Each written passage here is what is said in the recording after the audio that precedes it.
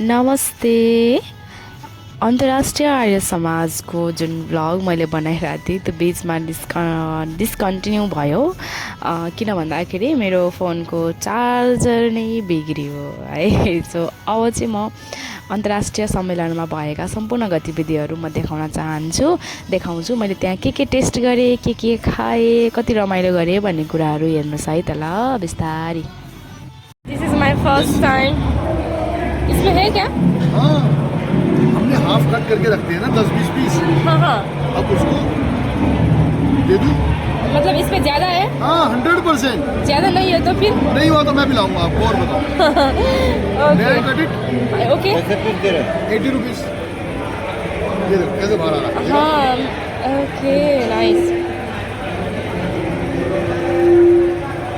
आदमी की ज़्यादा प्रेशर भरा हुआ है। जितना छोटा होगा ना बड़ा होगा उसमें पानी कम होगा। Thank you.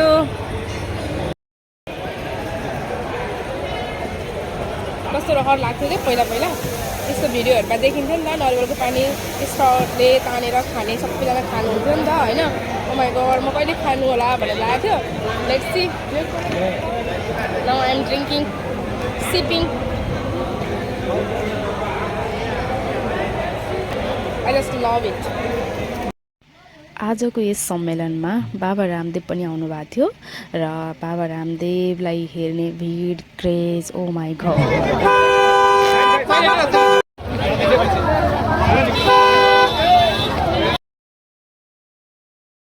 बाबा रामदेवलाई आफ्नै आँखाबाट यति नजिकबाट हेर्न पाउँदा म असाध्यै खुसी थिएँ। अब चाहिँ म इन्डियामा एकदम धेरै फेमस भएको खानेकुराहरू ट्राई गर्न गइरहेको छु होइन।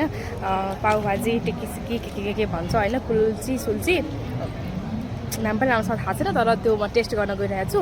अनि टेस्ट गरेपछि भन्छु ल त्यसको रियल टेस्ट कस्तो हुन्छ भनेर। म चाहिँ यता भिडियो बनाइरहेको थिएँ, मम्मीहरूले छोडेर जानुभयो। यहाँ त फेरि ठाउँ मान्छे छोड्यो भने त छोडै हुन्छ नि त। ल कुदेँ म।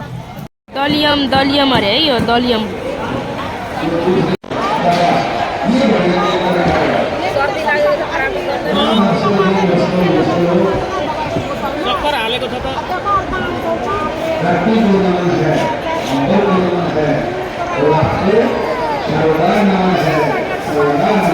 कौन सिम लगाना है? इंडियन। कौन इंडियन? एयरटेल। एयरटेल है।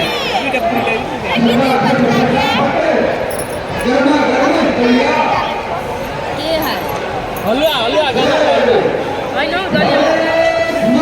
हलवा होइन दलियम। First thing I am going to try the aloo tikki. आलू टिक्की। आप कहाँ से हो? कहाँ बोले? बदायूं। ओके। यहाँ से कितने दूर? 2 किलोमीटर। 200। आलू टिक्की एंड देन आलू थोड़ा मसाला वगैरह होगा।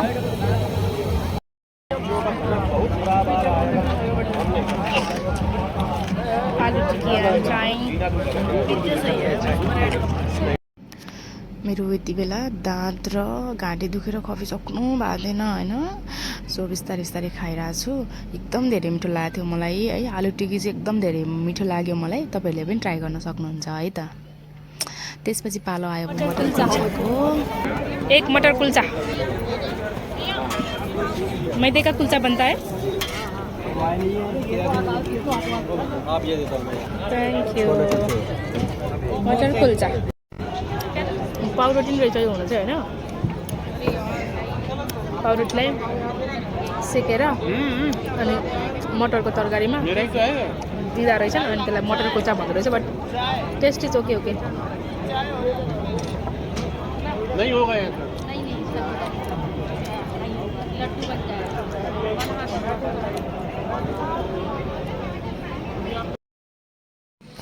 यो चाहिँ पाउरोटीबाटै बन्ने भएर मैले टेस्ट गरिनँ। मैले चटपटी टेस्ट गरेँ जसलाई चाहिँ भेलपुरी भन्दो रहेछ। अनि खासै मिठो चाहिँ लागेन। नेपालको जस्तो त कहीँ पनि पाइँदैन होइन। र अब चाहिँ म तपाईँहरूलाई देखाउँछु यस सम्मेलनको इन्टायर कुराहरू।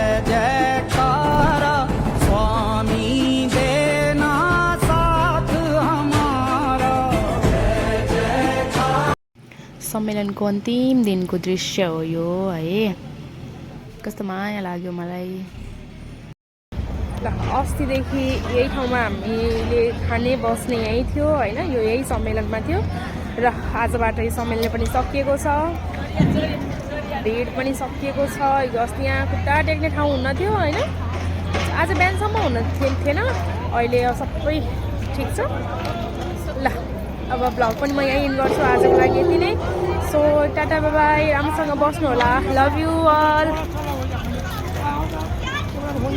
Like share subscribe